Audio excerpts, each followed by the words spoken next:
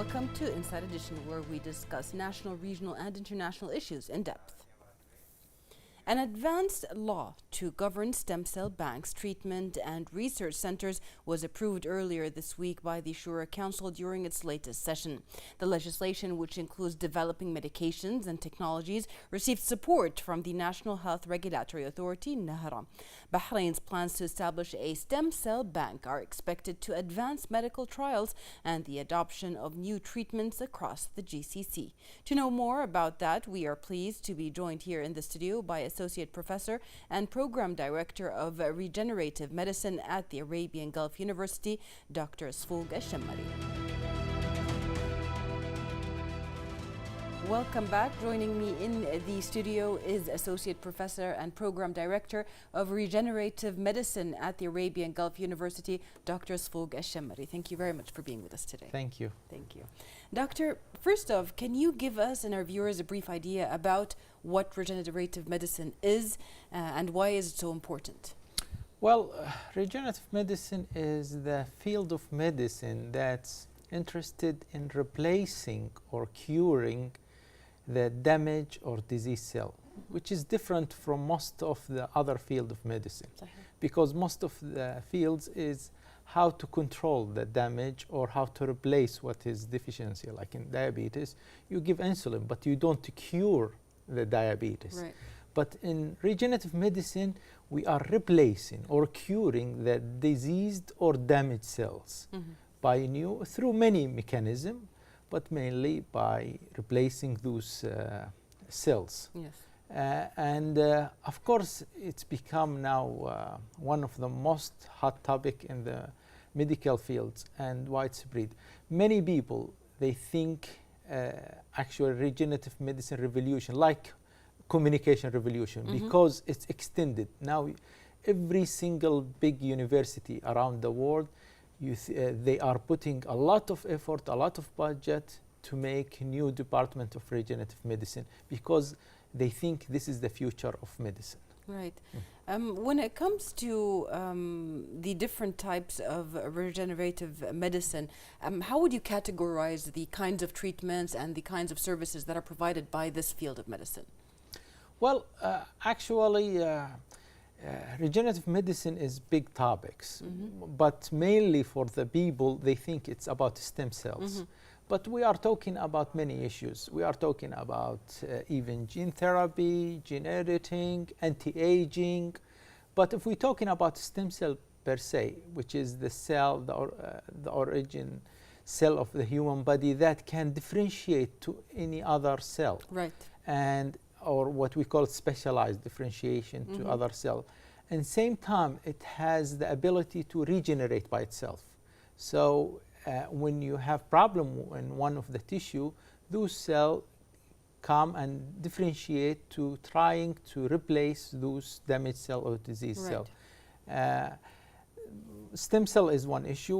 We are in our program, we have two arms actually, and we have it's comprehensive program. We add anti-aging, which is anti-aging is not only anti-aging, but we are talking about either a subcategory of 7 things under anti-aging. And we are talking about stem cell and gene therapy, which is another categories. Right. When it comes to the AGU, it has worked on implementing an ambitious vision that basically aims at approving or providing a pioneered program in regenerative medicine to the GCC countries. What can you tell us about that as well as the AGU's efforts in this regard? Well, I think it was a very interesting journey in AGU.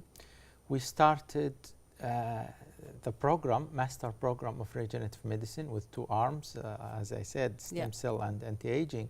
But in the same time, we started with creating state-of-art regenerative medicine centers. And this center, it's unique. When I said unique, it's precisely unique because I think one of the most advanced center in the Middle East, in the region. We went to many places around the world, in United States, Europe, Japan. We had a committee from one of the pioneer professor in this. So we put the standards, and the standards of this center is higher. I can tell you for sure. It's higher than many places in United States and Europe. Yes. We choose very high standards, and we think this center gonna serve not only Bahrain, it will serve whole the Gulf region. Yes. When it comes to the standards that were put for the centers, how do you estimate them, or how do you put these standards? There is international standards. Yeah. For example, for those regenerative medicine centers. Yeah. And for example, we have the clean rooms, for example. Clean rooms, we are talking about very clean room, thousands of times cleaner than the operation room. Amazing. You can imagine it's how it is. Yes. Than the hospital rooms, for Yes. example.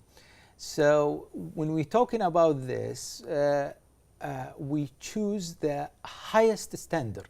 There is acceptable standard in the United States and Europe, and there is higher standard, and we take the highest standards. Okay. And even the equipment itself, the selection of those operative, all of them was selected after a long process. Yes. Of investigation until we reach this. Even our equipment, some of them is tailor-made to fit the center itself. That's amazing. Do you see the center in the future becoming a template for similar projects in other countries? Actually, this is one of our goals. Now we are accepting, actually we accepted many students from other GCC. We think they are like a nucleus that disseminated to other places in GCC when they return back to their countries. And when they see this center and they train under this high technology, they will transfer this knowledge to their countries. And this is actually one of the main goal of AGU, to spread the knowledge to other GCC countries. Right. Doctor, another question is, when it comes to the staff and the faculty that is within this field of medicine here in Bahrain or in the center itself, what is their training? How is their training directed? How has it progressed? Actually, this center, I think, unique program. We had a unique program. I didn't see any other program in the world, maybe. Let's see, in the Middle East for sure there is, because we have professors, and we are talking about pioneer professor from more than 10 countries. United States, Canada, Europe, Japan, Middle East. So we bring those big names to give their lectures and training in these centers. And this didn't exist in any other programs. We are not talking about usual people or usual professor. We are talking about pioneer in their countries, in United States, Canada, and Europe, and Japan. So I think the student or the researcher will get experience from different school of medicine, of regenerative medicine. And this will help them to improve their skills and their knowledge better than just we are focusing in one school, for example. Yes, yes, beautiful. What are the expected outcomes of these programs? I mean, you mentioned one of them is to spread the knowledge, but how would the region benefit from this? Actually, we are talking about 3 issues. Teaching, knowledge, and training is one issue. Research, which is very important, and we have to put into consideration one issue: our medical problem in the Gulf. It's little bit different from the main problem in Europe or in Japan or the United States. So we have to focus on our own problems, and we have to find solution for our problems. Not to mention even now our population, our genetics is different. And so this is the research issue. Third issue is treatment. Actually, we are now in the project with many places around the world, especially some big university to transfer their knowledge of approved medication or treatments. When we are talking, we are not talking about something just a clinical trial. No, we are talking about approved, governmental approved treatment. So we can provide it for the people in the Middle East or in the GCC countries. Yes. For people to understand this more, regenerative medicine is a field of medicine that studies or basically dedicates itself to servicing people and regenerating certain cells or certain areas that have stopped working or are not working as well. And when you say about treatments, these are already approved by the high standard organizations that approve the medical issues, but there are also trial treatments within the same field itself. What for you is the most prominent trial treatment that is still available and the most prominent treatment that is available now in regenerative medicine? Well, very, very interesting question, actually. And this is, we have to focus on this point. The viewer or the public, they have to know that they have to differentiate between the approved treatment and the clinical trial. Right. Stem cell, maybe they can see in the news or they can hear from their friends, oh, it's like a magic. Yeah, but it's not like this. Okay.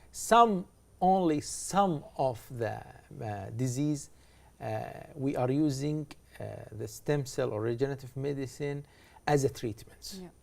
And many of them as a clinical trial. When we are talking about clinical trial, we are talking about something trying, not yet approved. Yes. If we are talking about, for example, if we are talking about something already approved, we are talking about few actually. I can give you a few examples about it. Heart, it has been approved by governmental entities in some places, like in Japan. Skin, for burning or for other disease. Joints. If you are talking about Europe, they are using it for inflammatory bowel disease, some of the medication. This is, of course, we use it for cancer or bone marrow transplantation. Some gene therapies, for example, genetic disease in the eyes. Some cancer, we call it CAR-T. Yes. Those already approved. Yeah. If we are talking about clinical trials, we are talking about hundreds of disease. Until it reach the approval stage, we cannot provide it to the patient as a treatment. Ethics is very important here. Yes. Unless it's approved by governments or by very big respected entities, we will not provide it. This is, if it's clinical trial, it's going to be under the research purposes. Yes. So there is two different issues. Most countries, of course, have their own entity that basically approve these kind of treatments, like NAHRA, like the FDA in the US, and like the SFDA in Saudi Arabia itself. My next question to you is, you talked about the ethics and the regulations of stem cell clinical research come under focus when this topic is discussed. And the Kingdom hosted a few years ago the first joint conference to discuss the related regulations, taking into account the teachings of Islam. Can you please tell us about that conference, its outcomes, and what was basically put on the table for people to discuss? Actually, it was very interesting because we bring experts from around the world, from United States, from UK, and we bring actually three categories of people: scientists and doctors, lawyers and legal advisors who is specialized in those fields, ethics and STEM, and the religious people. Right. And actually, it was a very fruitful discussion, and we have, like I said, we have to tailor our regulation according to our culture, according to our religions. Right. And this is what happened, actually. And even we get the experience from the legal system or ethic people. And this is why we had this recommendation that fit our GCC population and Yes. GCC. For example, Bahrain, Yes. the Shura Council just actually is very, very important step, and we thank them for this step. They approved those draft of regulation, and this is very important because now you have umbrella underneath. You are working with very clear regulation, and you know exactly what you can do or what you shouldn't avoid. And this is very important even for the people. For example, if he wants to know, if he want to use this kind of medication, he want to know if this is been legally approved and if it's religiously acceptable. Right. And so we made this conference, and I think the outcome, it was very, very interesting because it was fitting our culture and our religious in the region. Right. When it comes to the mesh of religion and medicine, a lot of questions have been coming up lately. They've been there for a long time, but lately more and more people are asking about organ donation, how it's looked at in Islam, as well as stem cell therapy. And the reason behind that is because, do you feel it's because people don't understand really what these kind of treatments are, or is there an awareness that is lacking? What is your point on that? I think the issue here, you have to explain the situation. The people, you don't blame them.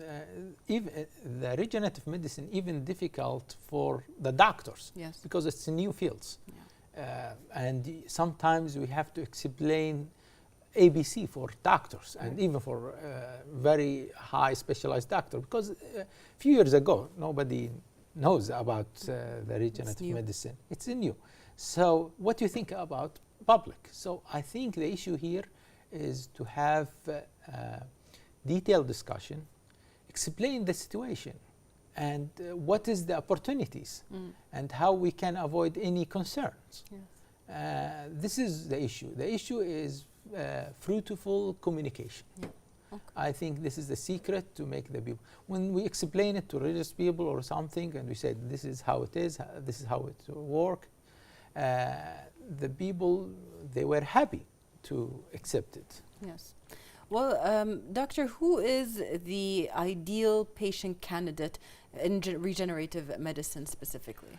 Well, the issue here, if you see regenerative medicine, it's different from other fields also in one issue. It's, for example, if you have ophthalmologist or if you have surgeon in a specific area, he is specialized in this. But in regenerative medicine, because it can differentiate to any kind of tissues, you are involved in all of organs. Right. More than 200 tissues in the body. So the issue here, but I think our focus should be on our two categories. Of course, it helps. It helps even for cosmetic, for hair growing, for there is clinical trial for everything. Yeah. But our focus mainly, in the beginning at least, should be on the chronic disease, and the disease cannot be treated by other means. Yes. For example, our focus in the region, we have one of the highest incidence in the world in two things, in diabetes and in cardiovascular, which is heart and vascular problem. Yes. This is the main cause of death in most of the country in GCC. Yes.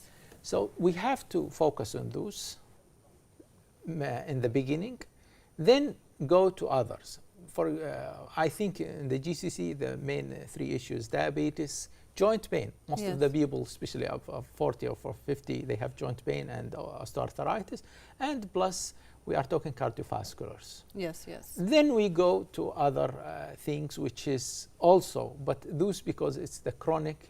Of course, cancer is very, very big, because you have to avoid the problem of.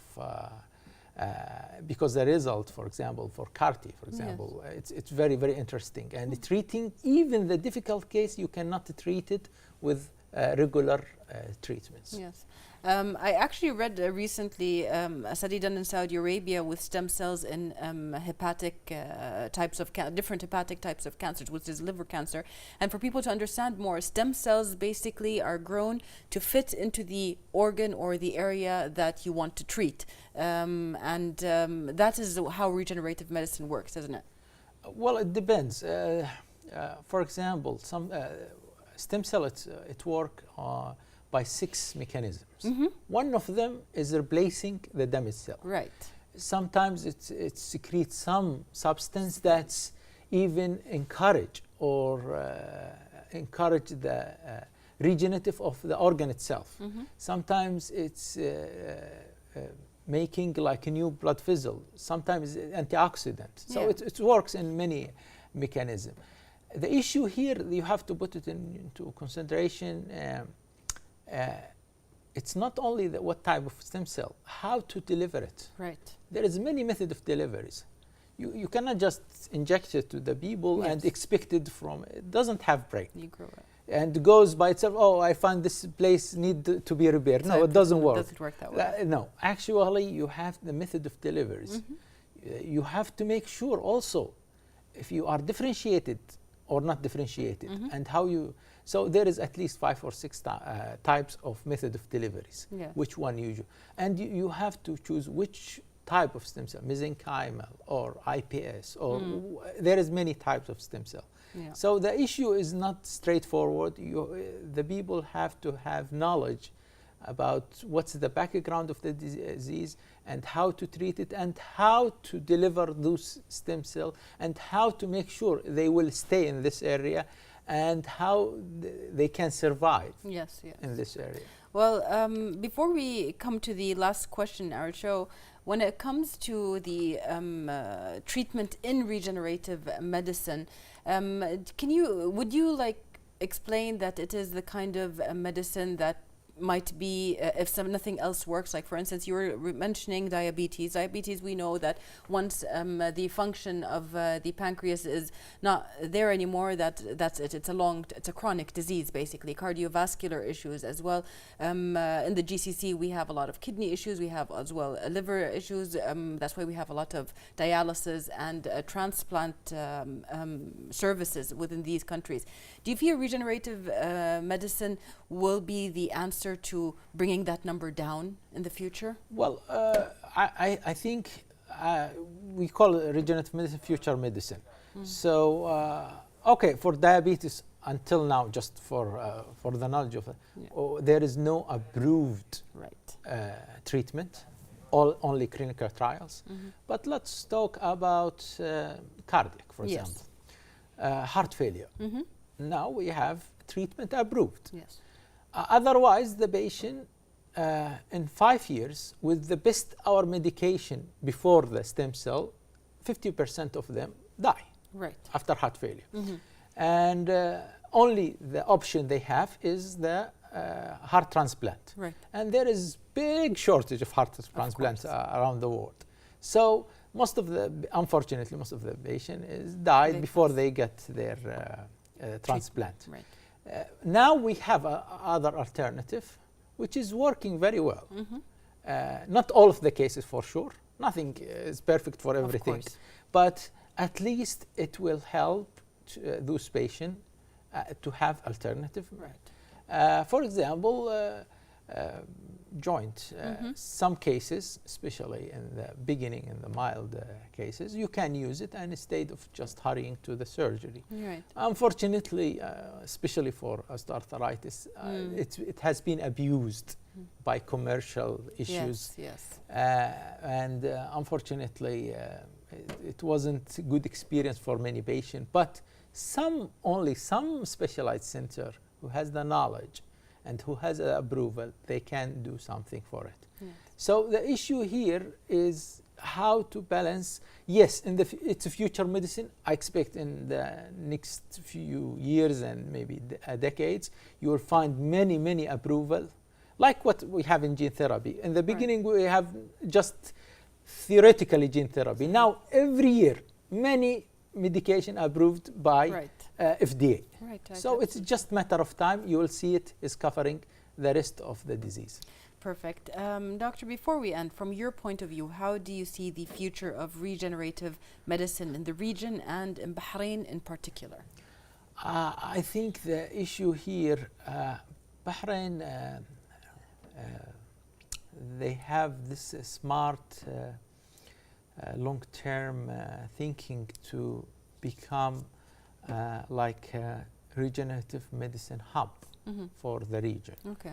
And this is why they work hard in the last few years to bring all of this technology, and I think it's not you think, you believe, because what you are, few years ago, if you go to big university around the world, regenerative medicine is a small unit or something, if it does exist. Okay. Now it's big department. Almost every big university around the world, you will find big department. And the budget, it was limited, now it's open budget. Unlimited. Almost. Yeah, because they think now it's almost, there is almost general agreement around the world. This is the future of medicine. We have to invest more effort and money and technology wise on this field. So we will cover almost every type of disease. I think just matter of time.